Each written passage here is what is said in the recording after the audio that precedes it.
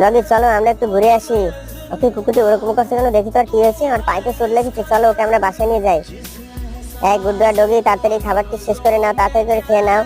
গুড্ডু তুমি খাবারটি খেয়ে নাও, খেলে তুমি তাড়াতাড়ি সুস্থ হয়ে যাবে। শোনা তাড়াতাড়ি করে খাও, তোমরা খাও, আমি এখন আসতেছি। মালিকের ঠান্ডা লাগেছে বোঝায়, তাড়াতাড়ি ওষুধ আর পানি এনে টেবিল উপরে রেখে দিই। মালিক দেখলে অনেক খুশি হবে। এখান থেকে আমি সরে যাই। কি রাখলো কে এগুলো? ও ডগে রেখেছো, তুই আমার এত খেয়াল রাখিস শোনা, আমি তোমাকে অনেক ভালোবাসি শোনা। উফ, খুব কষ্ট হয়ে গেল রে।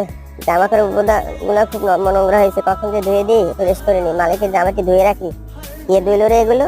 ও ডগে ধুয়েছো, আমার এত খেয়াল রাখিস শোনা, আমি তোমাকে অনেক ভালোবাসি।